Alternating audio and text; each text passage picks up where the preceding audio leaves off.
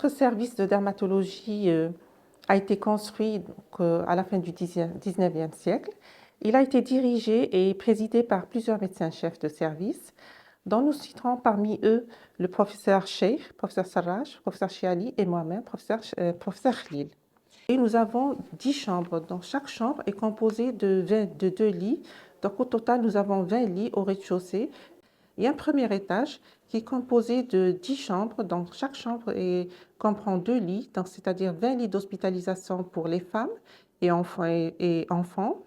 Nous avons à côté du service un chalet qui est contigu au service où se faisait précédemment, bien antérieurement, la consultation dermatologique qui a été externalisée en ce moment.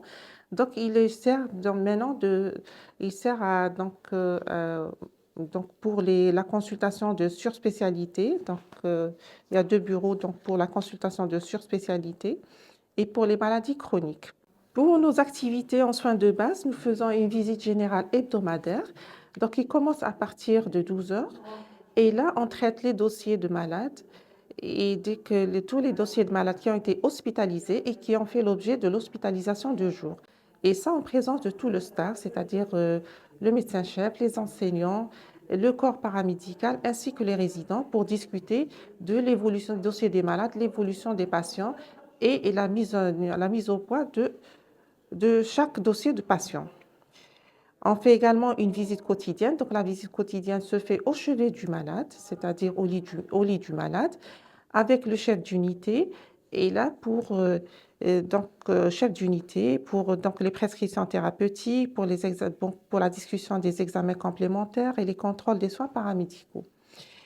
On a la garde d'astreinte qui commence à midi, à 12 heures. Donc, tous les cas tous les cas d'urgence sont pris en charge par le résident d'astreinte et les cas litigieux, généralement, ils sont présentés à l'enseignant ou bien au médecin-chef quand c'est un cas qui pose grand problème. Et généralement, les malades qui posent problème sont généralement hospitalisés à notre niveau. Donc, après la visite générale, hebdomadaire, quotidienne et la garde d'astreinte, nous avons les consultations. Donc, nous avons la consultation de la dermatologie générale et la consultation de la dermatologie de surspécialité. Donc, la consultation de dermatologie générale a fait l'objet de l'externalisation. Donc, auparavant, on la faisait à notre niveau au sein du CHU. Maintenant, elle se fait au niveau de 2 unités, au niveau de l'unité de Hay Shuhada et au niveau de l'EPSP Front de Mer. D'accord? Où tous les jours, nous avons un médecin qui fait la consultation au niveau de Front de Mer et nous venons de Hay Shuhada, nous avons 3 médecins dermatologues ou bien 4 médecins parfois qui font la consultation quotidiennement au niveau de Hay Shuhada. Par la suite, on va vous donner donc le bilan de cette consultation. La consultation de surspécialité, elle se fait à un autre niveau et normalement, c'est une consultation qui prend des maladies auto-inflammatoires, donc les maladies sexuellement transmissibles, donc les maladies cancéreuses, la cancérologie cutanée, et les maladies chroniques, c'est-à-dire pour les malades qui ont antérieurement été hospitalisés et qui présentent une maladie chronique nécessitant un suivi à long terme. Donc, ils sont suivis à notre niveau 2 fois par semaine, le lundi pour les hommes et le mardi pour les femmes. Le dimanche pour les femmes. Consultation des maladies chroniques, c'est le mardi. Des maladies inflammatoires, c'est le mardi.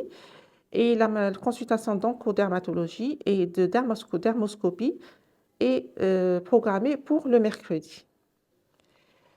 Nous avons également des réunions de concertation pluridisciplinaire, ce qu'on appelle les RCP. Ce sont des réunions qui se font régulièrement, régulièrement, en concertation avec plusieurs spécialistes, quand il s'agit de cas compliqués nécessitant une prise en charge multidisciplinaire. Et nous faisons en général des réunions de concertation pluridisciplinaire ou bien les RCP d'oncodermatologie pour traiter toutes les maladies cancéreuses avec les oncologues, les hématologues, les traumatologues, les chirurgiens et même d'autres spécialités. Donc les RCP de iTox avec différentes spécialités pour contrôler les effets secondaires de traitement immunologique de l'immunothérapie et les RCP des maladies inflammatoires en collaboration avec les rhumatologues, les médecins internistes, les gastro-entérologues et d'autres spécialités. On a une séance de PRP pour une malade pour une alopécie androgénétique, c'est-à-dire salah al-wirathi chez une femme. Bien sûr, le PRP, c'est quoi le PRP? C'est plasma riche en plaquettes. C'est un traitement naturel, c'est-à-dire on déroule le prélèvement, le sang de le malade, on a injecté, ouais, bien sûr, mais des conditions d'asepsie. Parmi les indications, c'est-à-dire الاستطباب يعني les indications تاع البي ار بي ما كانش غير l'alopécie. حنا الاولويه تاعنا سي pour les users de jambes باش نفهموا مليح. pour les users de jambes d'origine veineuse هما اللي نديرهم هما الاولويه. من بعد يجوا هذو لي بي ار بي يجوا باردون l'alopécie. l'alopécie ماشي l'indication c'est-à-dire الاولى. c'est-à-dire المريض يكون ديجا داير تريتمون تاعه لا ما صدقلاش التريتمون لا ما جابش العلاج النتيجه نروحوا للبي ار بي. دونك بيان سور لو بي ار بي سي كوا سي الصفائح يعني لي بلاكات نديروهم انجكتيهم عند لو سيدير في هذاك الموضع وين كاين لانومالي. دونك سي دي انجكسيون نديروا بريليفمون عينه من الدم تاع الدم تاع هذاك المريض ونديروا في لا سنتريفيجوز 3200 tours. Donc, après, pendant 10 minutes, on déroule les séances qui met des infiltrations, c'est-à-dire on injecte point par point. D'accord? On repère, on déroule le site, l'anomalie, تساقط الشعر ou l'ulcère de jambe. L'ulcère de jambe, يعني l'ulcération, c'est-à-dire perte de substance au niveau de la jambe. Bien sûr, d'origine veineuse. C'est une technique qui est simple. C'est une technique qui est très simple, mais elle n'est pas, c'est-à-dire elle est chapeautée ou bien elle est toujours accompagnée d'effets secondaires. C'est-à-dire on doit toujours tenir compte de certaines conditions. من بين كما نقول هاد les conditions on doit le malade ما يكونش يلاقي يتجنب تناول les anti-inflammatoires 15 jours avant ou 15 jours après. نستقصوه تانيك pour les anticoagulants, c'est-à-dire اللي يحبسوا الدم, enfin اللي يجمدوا اللي يخلوا الدم ما يتجمدش. هادو تانيك سي déconseillé. كما قلت c'est une technique qui est trop simple. شاولات تكون dans des conditions d'asepsie rigoureuses, c'est-à-dire مطهر soit sérum salé soit bétadine. ونسقسوا en même temps on injecte en même temps on نسقسوا المريض اسكو ما عندوش اعراض دوخه, اسكو جاته باغ اكزومبل راسه راه يضره ولا une réaction allergique.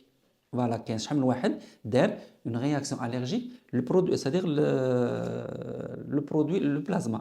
Donc على هذه قبل ما نبدو نسيو نديرو un test في un endroit قبل ما نبدو نكملوا كاع le site.